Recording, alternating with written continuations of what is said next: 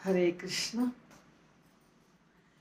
ISKCON की नीति के अनुसार दीक्षा के लिए योग्य पात्र व्यक्तियों को निम्नलिखित सिद्धांत स्पष्ट रूप से समझना चाहिए। कृपया उन्हें ध्यानपूर्वक सीखें।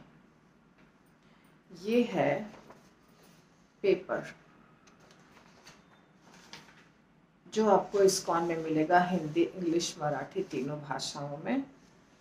इसमें टोटल 12 पॉइंट्स होते हैं। इन पॉइंट्स को याद करना पड़ता है और लिखित एग्ज़ाम, रिटन एग्ज़ाम होता है इसका। अब शायद नहीं भी होता होगा क्योंकि आईटीसी शुरू हो गया है, लेकिन आईटीसी के पहले ये था। तो मैं आपको इसको समझा देती हूँ जल्दी जल्दी, ज़्यादा बड़ा नहीं। पहला, एक प्रामाणिक गुरु की योग्यताएं।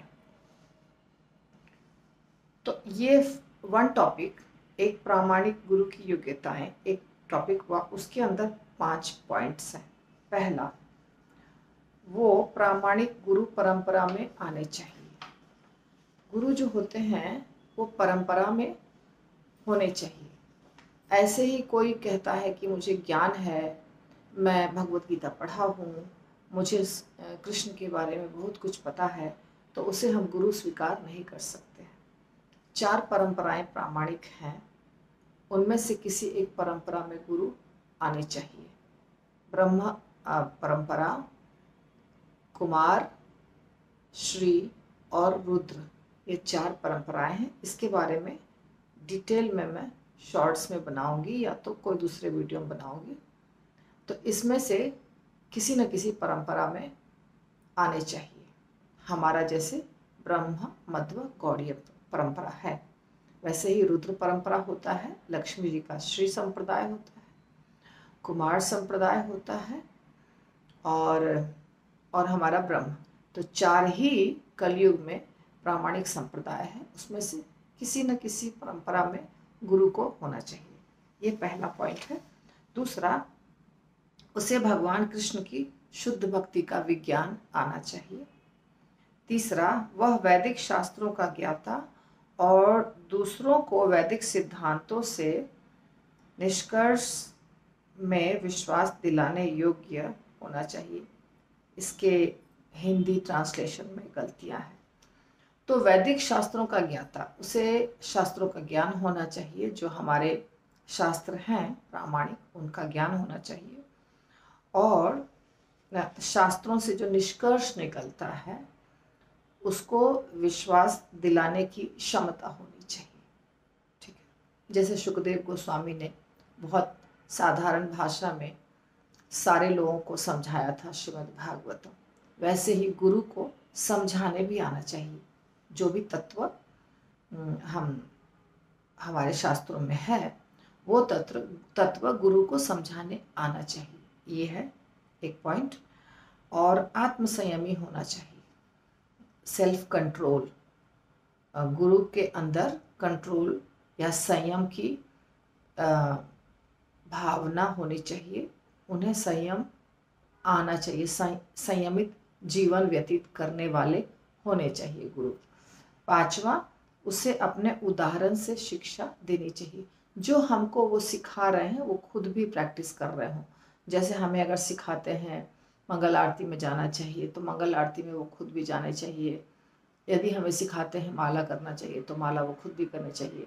ऐसे नियम, हर चीज़ जो हमको सिखा रहे हैं वो खुद भी करें। तो ये गुरु में 5 क्वालिटीज़, योग्यताएं होनी चाहिए, तब उसको हम कहते हैं प्रामाणिक गुरु। तो हम लोग जिनसे दीक्षा लेने वाले हैं वो एक प्रामाणिक गुरु होने चाहिए। इसलिए ये 5 पॉइंट हमें सिखाया जा रहा है कि 5 पॉइंट गुरु में होने चाहिए। पहला, परंपरा में आने चाहिए। दूसरा, परंपरा यानी आपको बता दिया 4 बोनाफाइड संप्रदाय है, उसमें से किसी एक में। दूसरा, उन्हें कृष्ण की शुद्ध भक्ति आना चाहिए। तीसरा, उन्हें वैदिक शास्त्रों का ज्ञान होना चाहिए। उन शास्त्रों के ज्ञान को समझाने की क्षमता होनी चाहिए। चौथा, उनके अंदर कंट्रोल या संयम की क्वालिटी, संयम का गुण होना चाहिए, उन्हें संयमी होना चाहिए। और पांचवा, उन्हें उदाहरण से सिखाना चाहिए, खुद आचरण करके दूसरे को सिखाना चाहिए।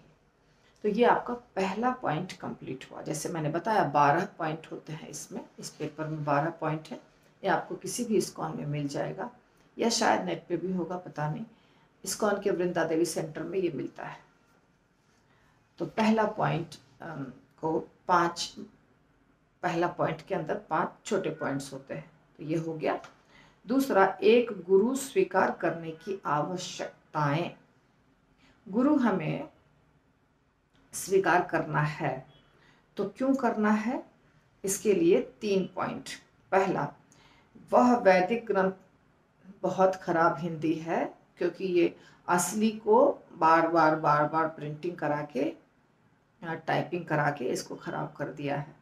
तो मैं आपको पढ़ लेती हूँ फिर समझाती हूँ।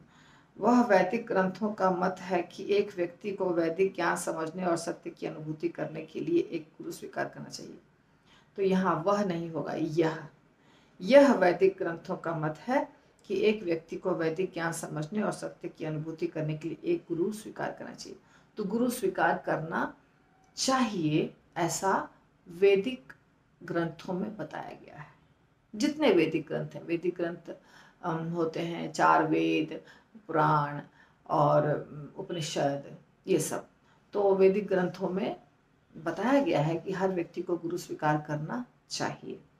दूसरा, एक प्रामाणिक गुरु का आदेश पालन करने पर ही कोई भौतिक अस्तित्व की समस्याओं का निवारण कर सकता है और अपने जीवन की सिद्धि भगवान कृष्ण की शुद्ध भक्ति प्राप्त कर सकता है।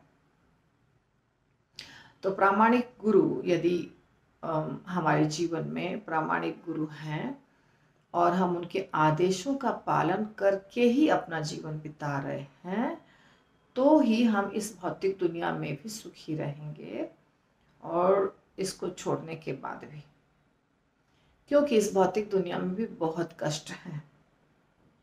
इसलिए ये दोनों चीज़, ये भौतिक दुनिया और आध्यात्मिक दुनिया, ये दोनों दुनिया में यदि हम चाहते हैं सब कुछ अच्छा हमारे साथ हो, तो हमें प्रामाणिक गुरु स्वीकार करने चाहिए, उनके आदेशों का पालन करना चाहिए।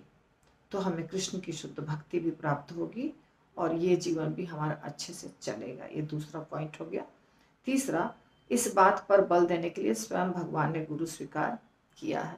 जब भगवान अवतरित होते हैं तो हर अवतार में जब मनुष्य के शरीर में होते हैं तो उनके एक गुरु होते हैं। कृष्ण भगवान के सांदीपनी मुनि थे, रामचंद्र जी के वशिष्ठ जी थे, चैतन्य महाप्रभु के भी अलग अलग गुरु थे, केशव भारती थे पहले गुरु। तो इस प्रकार भगवान उदाहरण से हमें बताते हैं कि तुम भी गुरु स्वीकार करो। तो ये आपका दूसरा पॉइंट समाप्त हो गया। तीसरा, गुरु की पूजा। गुरु भगवान नहीं है, लेकिन उनकी पूजा भगवान की तरह करनी चाहिए, क्योंकि वह भगवान का प्रतिनिधि है, भगवान के प्रतिनिधि हैं। केवल उनकी कृपा से हम अपने जीवन की सिद्धि प्राप्त कर सकते हैं। कृष्ण बड़े प्रसन्न होते हैं जब गुरु की उचित तरीके से सेवा और पूजा की जाती है, इसलिए गुरु की पूजा करनी चाहिए। तो जैसा कि मैंने बताया, मेरे पास जो प्रिंट है इसमें मिस्टेक्स बहुत ज़्यादा है। तो गुरु की पूजा इस्कॉन के हर मंदिर में होती है और घर पे भी भक्तगण करते हैं। तो क्यों करते हैं, उसका कारण बताया है कि गुरु भगवान नहीं है, हम उनको भगवान नहीं मानते हैं। हम जानते हैं कि भगवान कृष्ण हैं, चैतन्य महाप्रभु हैं, राम हैं, विष्णु हैं, परंतु गुरु भगवान के प्रतिनिधि हैं, अर्थात भगवान ने गुरु को भेजा है पतित जीवात्माओं का कल्याण करने के लिए। तो इसलिए हमें उनकी सेवा पूजा करनी चाहिए भगवान समझ के। जैसे हमारे देश का प्रेसिडेंट है और यहाँ पर एक पुलिस चौकी में हवलदार है, तो हवलदार तो भारत सरकार नहीं है, हवलदार बहुत छोटा आदमी है, लेकिन हवलदार पूरे भारत सरकार का एक प्रतिनिधि है। यदि हम कोई मर्डर करते हैं और हवलदार हमको देख लेता है मर्डर करते हुए, तो पकड़ के लेकर जाएगा, पुलिस स्टेशन में बंद रखेगा, बाद में हमारे ऊपर कानूनी कार्रवाई होगी और हमको जेल हो जाएगी। तो किसी छोटे व्यक्ति ने ही हमें पकड़ के बंद किया और उस छोटे व्यक्ति को पूरे कानून के तरफ से अधिकार मिला हुआ है कि तुम ऐसा कर सकते हो। इसी प्रकार गुरु जो होते हैं उन्हें भगवान ने पूरा अधिकार दिया हुआ है, उन्हें भगवान ने योग्यता भी दी हुई है कि आप जीवात्माओं को प्रीचिंग करके भगवत धाम वापस लेके आइए। इसलिए गुरु को हमें भगवान का एक प्रतिनिधि, जैसे हवलदार को हम भारत सरकार का एक प्रतिनिधि मानते हैं, पुलिस को एक प्रतिनिधि मानते हैं, किसी IAS ऑफिसर को एक प्रतिनिधि मानते हैं, है कि नहीं, कलेक्टर, कमिश्नर, छोटा पुलिस, बड़ा पुलिस, जो भी है, या इवन ट्रैफिक पुलिस, उसे हम मानते हैं ना कि ये सरकारी आदमी है, इसको कानून मालूम है, ये हमारी कंप्लेंट कर सकता है, ये हमें सज़ा दे सकता है। इसी प्रकार भगवान ने गुरुओं को भेजा है, इसलिए गुरु को हमें पूजा करनी चाहिए गुरु की। यस्य प्रसादात् भगवत प्रसादो, यस्य प्रसादात् न गति कुतोपि। गुरु बहुत महत्वपूर्ण व्यक्ति है। तो 3 पॉइंट हो गया। चौथा, एक प्रामाणिक गुरु परम सत्य कहता है।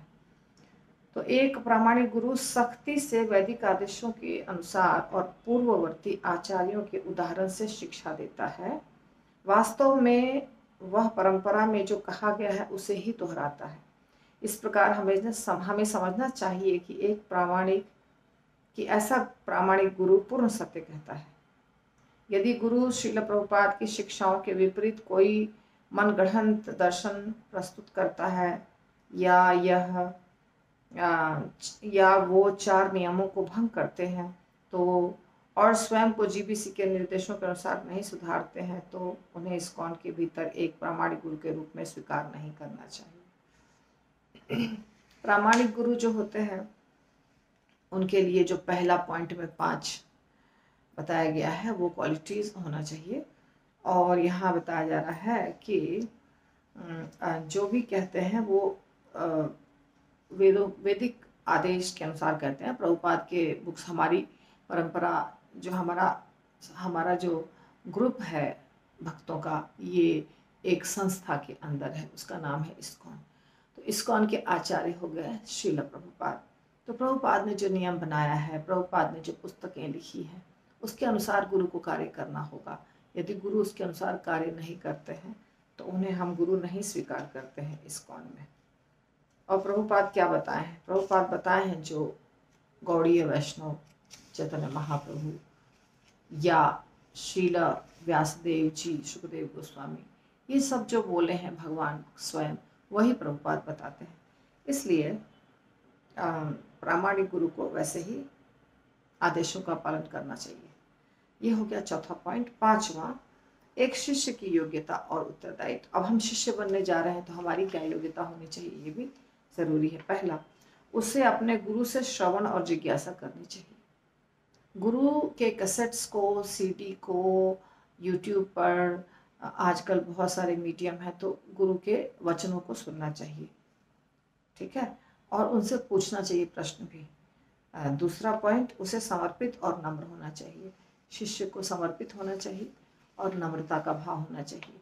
चैलेंजिंग मूड में क्वेश्चन नहीं पूछना चाहिए। उसे गुरु की सेवा करनी चाहिए। उसे गुरु को संतुष्ट व प्रसन्न करना चाहिए। शिष्य का कर्तव्य है गुरु की सेवा करे, गुरु से प्रश्न पूछे, गुरु के कथनों को श्रवणम के माध्यम से कोई न कोई तरीके से सुने और अपना उसके शिष्य का स्वभाव होना चाहिए नम्र, सरल और समर्पण वाला भाव होना चाहिए। इसके बाद उसे सख्ती से गुरु के आदेशों का पालन करना चाहिए। दीक्षा के समय कम से कम 16 माला रोज, हरे कृष्ण महामंत्र का जप, 4 नियमों का पालन, मांसाहार न करना, नशा न करना, अवैध मैथुन न करना और जुआ नहीं खेलना, इसकी शपथ लेनी चाहिए। ये तो दीक्षा के समय सबको शपथ लेनी है। पहले से ही ये 4 नियम का पालन, 16 माला का जप, एकादशी को 25 माला, ये पहले से ही प्रैक्टिस करना है कम से कम 2-3 साल से, फिर उसकी दीक्षा होती है। हाँ, तो दीक्षा के समय ये चेक करते हैं महाराज या जो भी सिस्टम है वो चेक करता है भक्त का। तो गुरु के आदेशों का पालन होना चाहिए। और श्रील प्रभुपाद का जो आदेश है, ये 16 माला चारनी में करना चाहिए। उसे गुरु में श्रद्धा होनी चाहिए। जिस गुरु से हम दीक्षा लेने जा रहे हैं उनके प्रति श्रद्धा हमारे हृदय में होना आवश्यक है। 7वां, उसे गुरु का सम्मान व आदर भगवान के प्रतिनिधि के रूप में करना चाहिए। तो ये हमारे 5वें पॉइंट का 5वां जो पॉइंट है उसमें 7 पॉइंट्स हैं। तो ये हो गया 7 समाप्त। गुरु को प्रतिनिधि के रूप में मानना चाहिए, ये तो हमने पहले ही देख लिया। गुरु में श्रद्धा होनी चाहिए, 4 नियम 16 माला ये पालन करना चाहिए। गुरु से प्रश्न पूछना चाहिए, गुरु के आगे का पालन करना चाहिए, गुरु से श्रवण करना चाहिए, नम्र होना चाहिए, समर्पित होना चाहिए, गुरु की सेवा करनी चाहिए, गुरु को संतुष्ट करना चाहिए, गुरु को प्रसन्न करना चाहिए। ये सब शिष्य की योग्यताएं हैं। 6, श्रील प्रभुपाद की विशेष स्थिति। श्रील प्रभुपाद का चैतन्य महाप्रभु के प्रचार आंदोलन में योगदान ऐतिहासिक और अभूतपूर्व है। उनके प्रयासों से ही शुद्ध कृष्ण भक्ति का पथ भूमंडल के कोने कोने में फैला है। इस्कॉन के संस्थापक आचार्य के रूप में वे सदैव ही सबसे विशिष्ट शिक्षा गुरु बने रहेंगे, न केवल उनके लिए जिन्होंने सीधे उनसे दीक्षा ली, अपितु आने वाले शिष्यों की सारी पीढ़ियों के लिए भी। इस तथ्य की पुष्टि के लिए सारे इस्कॉन के भक्तगण प्रतिदिन सुबह श्रील प्रभुपाद को गुरु पूजा अर्पित करने के लिए एकत्रित होते हैं। इसके अतिरिक्त उनकी पुस्तकें आने वाले 10,000 वर्षों के लिए हमारे प्रकाश स्तंभ और विधि विधान बनी रहेंगी। तो श्रील प्रभुपाद हैं जिन्होंने ऐसी भक्ति वेदांत स्वामी श्रील प्रभुपाद, अभय चरणारविंद, ए यानी अभय, सी यानी चरणारविंद, भक्ति वेदांत स्वामी श्रील प्रभुपाद। तो इनका जो योगदान है, अभी जो प्रेजेंट समय है, जो काल चल रहा है, उसमें मुझे नहीं लगता है कि धरती पर प्रभुपाद के से बड़ा कोई प्रचारक होगा। जो प्रभुपाद ने कर दिखाया है पूरे दुनिया में, वैसा करने वाला अभी तो कोई जिंदा नहीं दिख रहा है मुझे। तो ये तो पूरे दुनिया के लिए विशेष है। तो इस्कॉन की तो बात ही अलग है। तो ये विशेष हैं, इसलिए इन्हें कहा जा रहा है कि ऐतिहासिक और अभूतपूर्व, इसके पहले भी कोई नहीं किया है।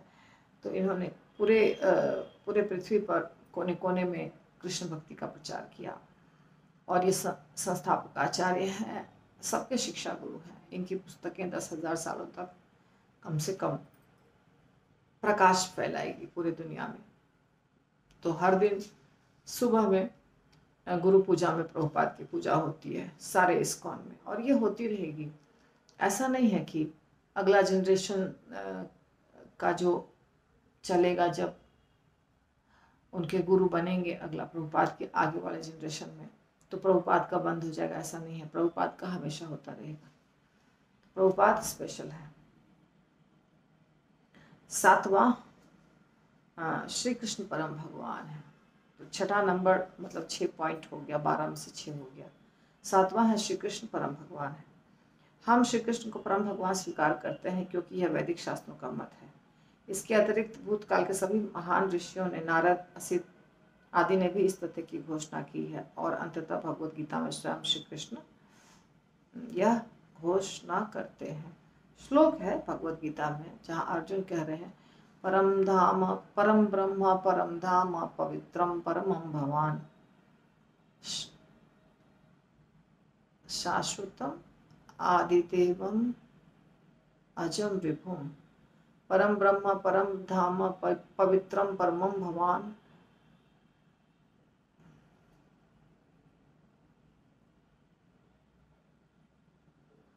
भूल गई। परम ब्रह्म परम कहीं और से शुरू हो रहा है, मैं लगता है शुरू में ही गलती कर रही हूँ।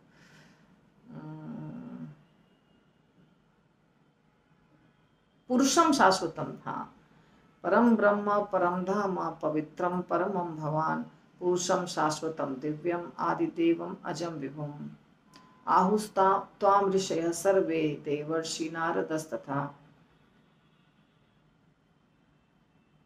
असितो देवलो व्यासो स्वयं चैव ब्रवीषि में। देखिए भुलक्कड़ दिमाग। तो इस श्लोक में अर्जुन कह रहे हैं भगवान को, खुद भगवान को कह रहे हैं कि बहुत पहले से ही असित मुनि, देवल, नारद ये सब तो कह ही रहे थे कि भगवान कृष्ण परम भगवान है, परंतु आज आप स्वयं कह रहे हैं कि आप परम भगवान हैं। तो श्री कृष्ण भौतिक और आध्यात्मिक सभी के आदि स्रोत हैं। वे सारे अवतारों के और सारे देवताओं के भी उद्गम स्थान हैं। देवताओं की तुलना परमेश्वर श्री कृष्ण के साथ कभी भी नहीं करनी चाहिए। देवता सदैव ही भगवान श्री कृष्ण पर आश्रित है, उनके आज्ञाकारी सेवक हैं। भगवान कृष्ण की शुद्ध भक्ति से पूजा जीवन की सिद्धि है और अलग से देवताओं की पूजा करने की कोई आवश्यकता नहीं है।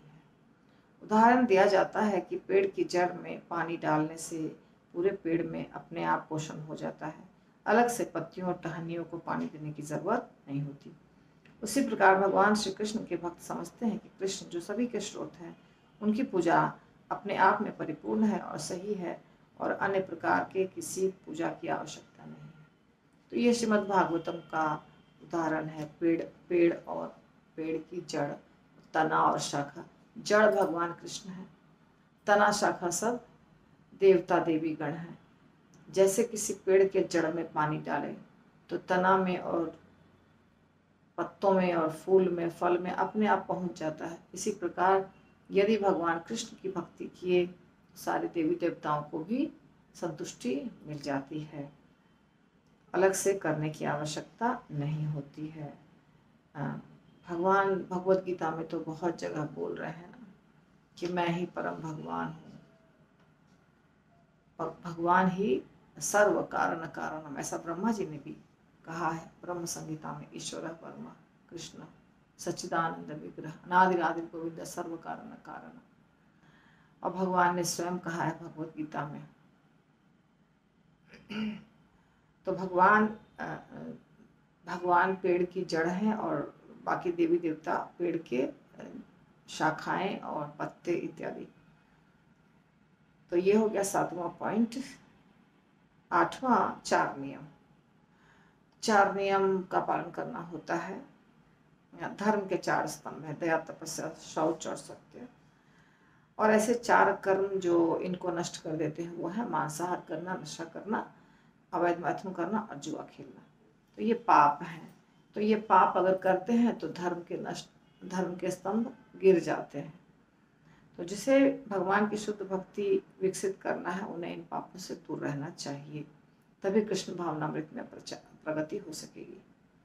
हरे कृष्णा ये हो गया 8वां। और 9वां हरे कृष्णा महामंत्र का जप। वैदिक शास्त्र घोषित करते हैं कि भगवान के पवित्र नामों का जप इस कलयुग में भगवत साक्षात्कार का एकमात्र मार्ग है। चैतन्य महाप्रभु ने कलिसंतरण उपनिषद से उदाहरण दिया है। हमें जीवन की सिद्धि प्राप्त करने के लिए विशेष रूप से हरे कृष्ण महामंत्र का जप करना चाहिए, ऐसा बताया है। अतः प्रत्येक व्यक्ति को भौतिक उपाधि पर ध्यान दिए बिना हरे कृष्णा महामंत्र के जप की विधि स्वीकार करनी चाहिए। तो हरे कृष्णा महामंत्र कलिसंतरण उपनिषद से लिया गया है और चैतन्य महाप्रभु ने कहा है कि हर जीवात्मा को इसका उच्चारण करना चाहिए। यह हो गया 9वां पॉइंट। 10वां GBC।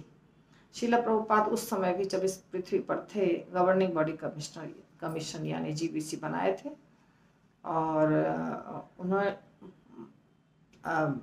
श्रील प्रभुपाद ने निर्माण कर दिया था और GBC के कार्य उन्हें उनकी उपस्थिति में इस्कॉन के कार्यों की व्यवस्था में मदद करना था जब प्रभुपाद थे तब, ताकि उनके प्रस्थान के बाद उनकी प्रतिनिधि परिषद बने। श्रील प्रभुपाद की इच्छा के अनुसार आज GBC इस्कॉन में प्रबंध और आध्यात्मिक सर्वोच्च अधिकारिणी सत्ता है और इसका उत्तरदायित्व तो अशांत समय में गुरु, साधु व शरीर के सिद्धांतों के अनुसार आंदोलन को प्रचालित करना है। तो GBC हमारे इस्कॉन में है। गवर्निंग बॉडी कमीशन एक संस्था है, ऑर्गेनाइजेशन है जो पूरा इस्कॉन का मैनेजमेंट देखता है। इसमें बहुत सारे व्यक्ति इसके मेंबर्स हैं, यानी कि चलाते हैं। वो गवर्निंग बॉडी कमिश्नर्स कहलाते हैं। गवर्निंग बॉडी कमीशन और गवर्निंग बॉडी कमिश्नर्स, तो ये प्रभुपाद ने बनाया था ताकि मैनेजमेंट अच्छे से हो सके। 11वां पॉइंट देह और आत्मा। देह 8 चीज़ों से मिलकर बना हुआ है, पृथ्वी, जल, अग्नि, वायु और आकाश। मन बुद्धि अहंकार, ये सूक्ष्म तत्व है। और दूसरा है दूसरी ओर आत्मा। आत्मा क्या है? आत्मा देह से अलग है, ये सच्चिदानंद है, पूर्ण शाश्वत, पूर्ण ज्ञान और पूर्ण आनंद। तो ये देह और आत्मा का फर्क हुआ। इस्कॉन किसे कहते हैं? इस्कॉन, ये 12वां पॉइंट है, last point. ISKCON Srila Prabhupada के द्वारा संपूर्ण विश्व में कृष्ण भावनामृत का संदेश प्रचार करने के लिए स्थापित हुई संस्था है। श्रील प्रभुपाद ने कहा था इस्कॉन उनका शरीर है और सारे भक्तों को साथ मिलाकर उस हेतु पूर्ति करने के लिए कार्य करना चाहिए जिसके लिए उन्होंने प्राण दे दिया। अतः इस्कॉन में रहते हुए और श्रील प्रभुपाद की इच्छा के अनुसार सेवा करते हुए हम उन्होंने जो भी कुछ किया है उसके प्रति आभार प्रकट करेंगे, और इसलिए भी कि हम भगवान चैतन्य महाप्रभु के विश्व को रूपांतरित करने के आंदोलन में नम्र साधन बन सकेंगे। तो ये लास्ट पॉइंट था जिसका नाम है इस्कॉन। तो इस्कॉन श्रील प्रभुपाद ने बनाया, इस्कॉन को चलाया, और अभी भी अगर हमको चलाना है तो हमको इस बात को समझना होगा, इस्कॉन प्रभुपाद का शरीर है, ऐसा प्रभुपाद ने कहा था, ये मेरा शरीर है। और उसके लिए सारे भक्त को कार्य करना चाहिए, क्योंकि हमें जो भी मिला है सब प्रभुपाद की कृपा से ही हमें मिला है। इसलिए प्रभुपाद के खुशी के लिए हमें थोड़ा कष्ट भी हो तो उठा करके और सहायता करनी चाहिए, और भगवान से प्रार्थना करनी चाहिए इसको अच्छे से चले, और हमें मिलजुल करके सबके साथ रहना चाहिए, कृष्ण भावनामृत का प्रचार करना चाहिए। यदि प्रभुपाद से प्रेम करते हैं तो ये करना आवश्यक है। तो ये 12 पॉइंट जो हैं मैंने आपको समझाया। ये बहुत पुराना शेड्यूल है, पुराना रूटीन है, पुराना सिलेबस है, जो भी समझ लीजिए। तब आईडीसी नहीं होता था, अब आईडीसी में ये सारी चीज़ें आपको बहुत विस्तार पूर्वक मिल जाएंगी। लेकिन फिर भी हम ये हर वक्त को समझाते हैं, और यदि संभव है तो टेस्ट भी लेते हैं, जिससे कि ये एक टेस्ट है, घबराने की कोई बात नहीं है। ये एक टेस्ट है सिंपल सा, जो पढ़े लिखे हैं वो देते हैं, जो पढ़े लिखे नहीं हैं वो उनसे हम खाली पूछते हैं। तो ये हो गया दीक्षा का बहुत महत्वपूर्ण टॉपिक, क्योंकि ये अब आईडीसी जो है वो ठीक है, आईडीसी में आपको बहुत कुछ बताया जाएगा, इस्कॉन डिसाइपल कोर्स वो भी करना है, पर ये भी समझना ज़रूरी है। हरे कृष्णा। कोई प्रश्न हो तो पूछिए।